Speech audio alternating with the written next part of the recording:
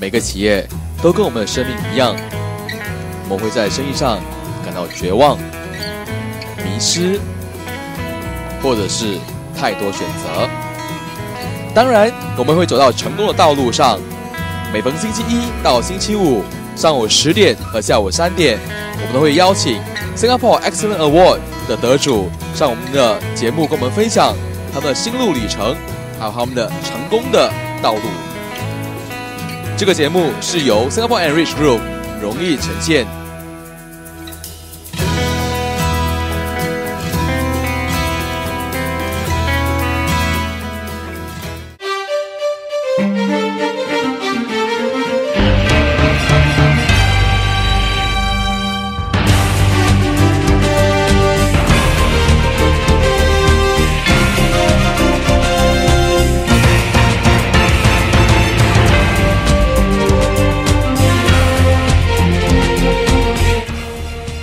嗨，你好，我是阿宝，非常感谢你们收看这一期的封面人物。我在这节目当中呢，今天邀请到一个非常特别的嘉宾人物哦。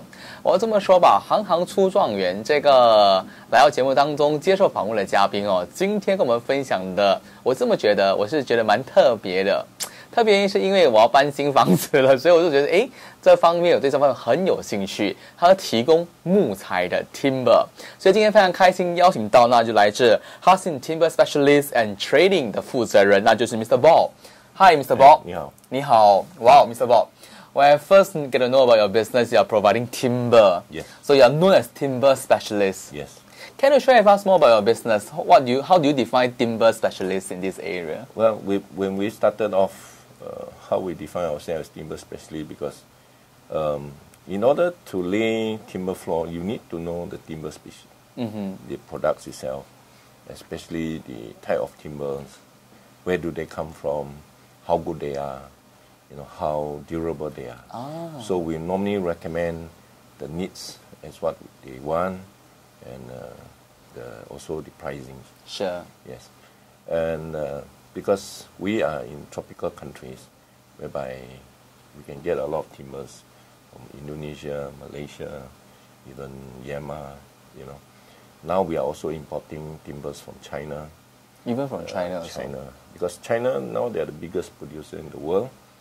It's because they are buying up a lot of timber from other countries like South America, Africa, and North America. So we are now also importing timbers like oak, cherry, maple, and all this, and American walnuts. As you know, today's projects, the requirement of timber floor actually is getting higher and higher, and we need to provide good timbers. Yes. Especially for the high-end projects, like those expensive condominiums. They prefer to have those special timbers, good timbers. That's why we are now going to the high-end timber, the that area direction. itself. Yes, correct. Can you share with us, because you mentioned that nowadays expensive projects or high-end projects, they are moving into timbers, flooring, or even finishes. Yes. Why is that the trend in this moving towards this area? Okay, timber floor basically it is a natural timber, especially for the bedrooms. When you walk onto the timber, you feel it is warm. Oh yeah. As compared to marble or other products. And secondly, timbers is also good for outdoors, like the swimming pool decking. Like the balcony deckings, because it gives you the natural feel. When you come back from work, you see something is natural. Yes. You feel better. Your mood is good. This is how timber comes about. Correct. Yes. It's so different, correct, when you see timber flooring itself. Correct. So I'm just very curious.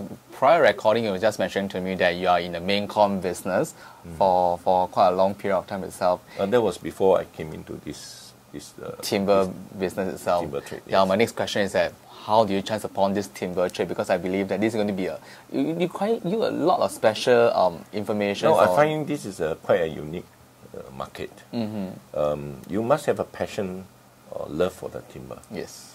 It's not solely just sell the timber by the sake of selling it. You have to know the timber very well. You need to recommend the right kind of timber the right kind of species of timber to the customers, so that they will know what they will get.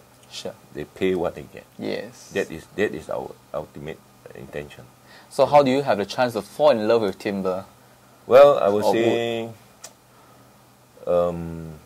timber is hard to come by nowadays. Yes. Because with the environmental friendly deforestation, things like that. So timber is quite a rare product right now. So the lesser you get, the more you will treasure it. Definitely. This is how I like about timber.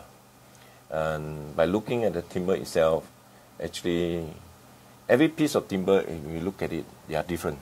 Yes. It's not like a piece of tiles where man-made tiles, you put two pieces together, homogeneous, they're all the same. Yep. This is how I like about timber. Can I say that you're just like a jig collector? Someone who appreciate exotic areas. That is exotic. Yeah, but because sounds like timber is also getting hard. It's getting harder and harder to come by nowadays itself. It's a bit difficult right now. So, was it easy for you to switch over to timber trade then when you first started 13 years back? Well, I will not say difficult, but it's just a switch of technical knowledge. Technical knowledge, and also because I did have what you call that building background because I was a contractor before. So to switch over to timber, it wasn't very hard for me. You just need to know the technicality about timber, the characteristics about timber. Okay. That took me a few years to really come to know what is timber all about. Because not two pieces of timber are always alike. So you need to know the natural characteristics of the timber. Was it painful when you decided to make a big switch in industry or in terms of products? I would say more on survival rather than pleasure. To switch over actually is more livelihood. Yes. I have to survive. I have to do something. So lucky that actually timber is something that I really like. So I treasure it, and that's what we are today. Wow. Yes. So 13 years in this business, in this industry. Can you share with us what are the happiest moment or the saddest moment that you have in this journey itself? Well, I would say is to get a good timber, good installer, and thank you from the customers. I think that's the most fulfilling part of it. When referred customers are given to you also? Oh, yes, of course. Wow. Can you share with us what was your ups and downs when you first entered in this business? I believe that definitely there will be some ups or there are some downs. Well, the downside, I would say, is difficult to kick it off. When you start with small businesses, you need to source for customers. You need to talk to clients to make sure they understand what we are doing and also to have the trust from them. And that's the most difficult part that I have envisaged. The most happy and fulfilling part is when you do a good job and people appreciate it, and they do come back to you again, and you continue with their work. I think that part, you feel more comforting. Correct. We also know that when we first started, Mr. Bob started with two of your partners itself. There's only three of you guys. Actually, two of us. Two of you. So, but today, the team have grew to about more than 100 packs. Yes. Wow, I think that's a big achievement. No, because when we started off, we didn't have much capital input into the company. So we started off with small projects. We engaged subcontractor to install on our behalf. So I find from year to year, there's quality, there's also workmanship involved. I decided to get my own worker to install. At least I can have good control over them. Definitely. Over the quality and also the time. Because when you have good workers and you have reliable workers, you can tell them exactly what you want, and they will do it according to what you think it is right. And that's why we grow the force from merely two of us until today is about 100, 110 of us here. So that's why the clients are happy with our work because we provide our own labor. And also the quality of something, to sub to someone else to do the job for us. Which you may not able to control the quality of the work itself. Yes, also the time frame also. Because subcontractor is, they are the own bosses themselves. Definitely. If they feel like coming, they will come. They don't feel like coming, they will only put one or two workers to do. Because sometimes we do a bit of rush job here and there because last minute handing over things like that. We need to rush up the work. And this is where labor is very important. You need to put more workers longer hour of time to finish up the projects.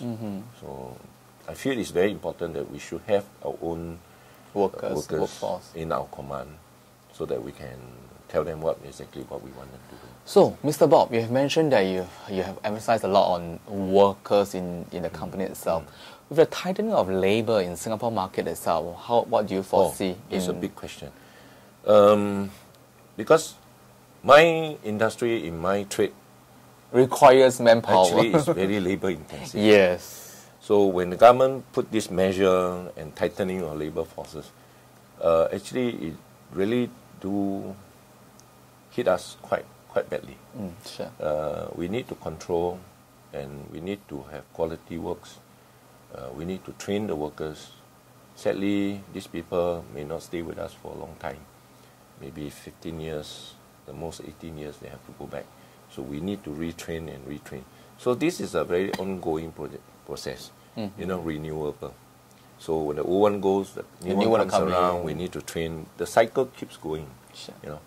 But I do not know how's the government going to think next. Whether they're going to relax it or not, are they going to tighten further? Well, we leave it to them. Anyway, we still need to survive. Definitely. As you know, that everyone will be talking about technology just to improve our productivity.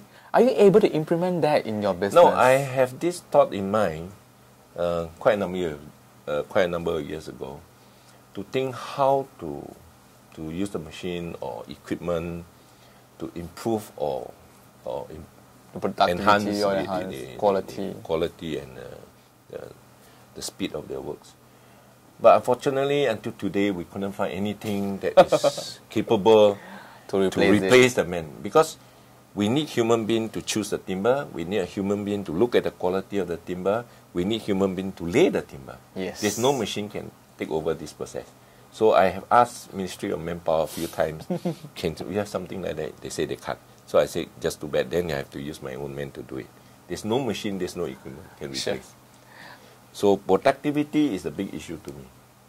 Definitely. Yes. I shall wish you all the best Yes. in the near future so that we can come up with technology and also equipment so that you can conquer these challenges that is facing you in this business. Well, I hope so. Definitely. Yes. The next question I'm very curious is that, will you, all the while since schools, they have this entrepreneurship mindset, or you just chance upon just because of livelihood? I do have this entrepreneurship kind of thought in my mind, because being the only child in the family, I used to be very independent since young. Everything I did on my own. There's no people to fall upon to, So I was quite, I would say lucky or unlucky in the sense that I can be independent. I can, think what I wanted to do, what is best for me to do. I've been through hardship, I've been through good times, but at the end of it, what you are today, you should be grateful, you should be happy. That's what I think of me. So, was any of your parents in business? Or? No, my both parents they are not in this business. They are being employed, and because I have to support my family, my wife, my children, and I also has a very determined mind that I want to succeed in something. That's why I keep pushing myself. I have no regret. In fact, where I am today, I think that I have achieved something in my life. That's great. So, Mr. Hopefully, Bob, can you share with us what have you achieved so far in life that you think that you're quite happy with or contented with? Well, contention I will not say, because you have to keep improving in life. It all depends on even how old you are, you still can improve upon yourself. Sure. But the thing is that most satisfying is what you think is good for you to do, and you have done it well, and you think you have reached there. I think that is one thing you can always think back, when you're really old, and say that you have done something good for yourself. Yes. It can be good for society or even the community, but most importantly, to yourself, you're happy. I think that's answer all the questions. Wow. So in life, I believe that you did a lot of good things, or even things that you make you very happy or motivated. Is there one or two things that, is there one or two person that really changed your life in terms of this business or entrepreneurship journey itself that you are very grateful to? Well, I will say my lifetime partner, my wife. She has encouraged me quite a lot. Because being a person just by myself, I no brother, no sisters, no sibling to look for when I need helps and someone to fall upon too. Yeah. So I think my wife was the one that actually has been quite supportive in my life, and she has been a good pillar, a strong pillar. Wow. That I can lean on. And of course, my business partner, I think she's also a very hardworking, very determined, very forceful, very cheerful. So we have been working for the last 13 years. I think, of course, we do have a little bit of up and downs here and there. But overall, I think we have been together for so long. And I think we can still go for another 10, 15 years. It should be no problem. So, Mr. Bob, you mentioned that you are the only child in the family. Yes. So when you do not have any siblings to fall upon on or depend on or anything like that until your life partner came into the picture. Yes. I'm just being curious so when you come to a business partnership with your current business partner, does it affect in terms of because being the only child, you have to go through a lot of things all by yourself. Yep. So when it comes to a partnership with a business partner, does it affect you in one way or another in terms of management or in terms of decision making and things like that? Being only child, I think decision making is rather easy because I have been brought up in that kind of situation. From young, I have to make my own decisions. Everything I did, I have to think for myself. I think for decision making, because I've been brought up from the army, I served my national service, I was an army officer, and I became a commander. I think that gives me a lot of encouragement and also a lot of guts and decision making. Sure. Good decision making, foresight, and also strong will. I think army has given me a fair bit of this kind of support. No wonder, because you did exhibit those kind of charismatic army commander of those command officers charisma. Army always tell you never fall. Yes. So Mr. Bob, the next question for me to you is just see, you have been in business for the last 13 years. Yes. You have brought your two-man business to what you are today. So what are your vision and goals for the short-term goals, mid-term goals, and even long-term goals to share with us? Now you look at Singapore property industries. Being a small country, I think property markets is always up and never down. It's only when the government is putting the cooling measure to stop speculation, to stop the price from escalating too fast.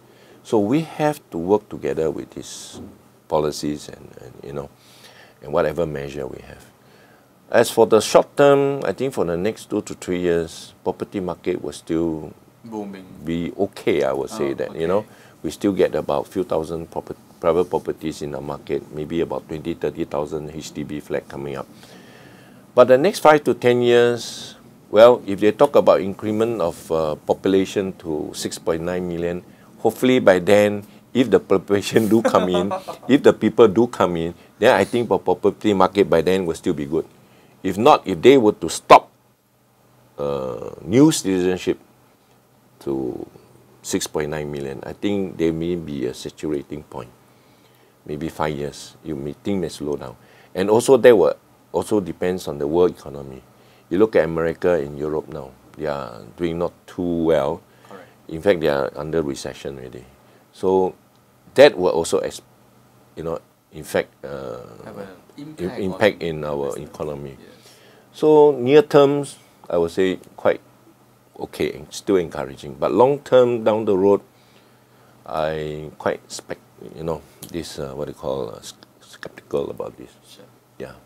So any plans or any goals for your business or even for yourself to tide over this? Well, for long term, I'm now looking at more on green product, environmental friendly products. It's maybe timber related product, but not necessarily natural timber. Sure. It could be man-made timber, artificial timber that will replace natural timber. Because now there's a lot of restriction over cutting of forests, logging of trees. Sure. So for the next few years, I will find that there'll be quite a shortage of natural timber. In fact, in South America now, the Brazilian government are now putting a lot of restriction over the logging of trees and things like that. And Indonesia likewise, Yes. So for the next 3 to 5 years, I think still be all right. But further down, who knows? And we have to think, if we're able to survive in these industries, we have to find a way out. That's why now we are going over to the next stage, to get environmental friendly products, green label products, recycled products. Wow, that's really not easy for you. It's not easy, but it's going to be a good challenge. Definitely. We have to face it, in order to survive in this world, Sure. Yes. Totally understand Yes. that. So when you first heard that your company has been nominated and been awarded the Excellent Awards, what came to your mind then? Well, first thing that struck my mind was, are we really that good? We are small enterprise company in Singapore. I mean, we get good business revenue, but we are not that big to consider ourselves to getting any awards, So I was quite surprised and amazed that how I was being chosen. And they came down, they interviewed me, and we spoke, and we shared some of the knowledge and thoughts. That's good. I think maybe because of this exposure, maybe Hansin Timber will be more, publicized and exposed to the world or to the market. People will come to know more about us. I think that's a good thing about that. Wow, congratulations. Yes. So, can you think of any tangible or intangible benefits after getting this excellent award? Tangible, I don't think so. Intangible, maybe. That's why I say The exposure, recognition. People will come to know us more. People may pay more attention to us. Most especially our clients. Hey, this company is doing quite well. It's been recognized. Yes. I think maybe they will trust us more. They will give us more businesses. I think that goes quite well with it. Definitely. Tangible, no. Maybe I can get $100,000, $200,000 reward, and that could be good. Yeah, that's always a good idea, correct? Thank you, Mr. Paul, for coming on our program today to share with us your journey and also to share with us. Before we go for this interview itself, can you share with us, especially our listeners or even our viewers, if they wanted to do a business on their own, especially moving to something new which is not related to them in terms of studies or even in terms of their work, what is the advice for them? Well, I would say anybody can become an entrepreneur or businessman. Education background will not play a big part, but it do plays a part. Most importantly, you must have your determination, the willpower, never say die attitude, and be very, very positive. Wow. That's a key criteria. Thank you. Yes. 是的，今天我非常开心邀请到，那就是 Mr. Bob 来自 Hansin Timber Specialist and Trading。刚才他跟大家分享过了，不管你的教育是什么呢，只要你下定决心要成为一个企业家的话，你一定有办法做到。只要你坚持到底，意志力，还有你的信念重点是要永远的就是正向思考你就办法成为一个成功的企业家。你好，我是阿宝，非常感谢你们收看这一期的封面人物，我们下一期再见。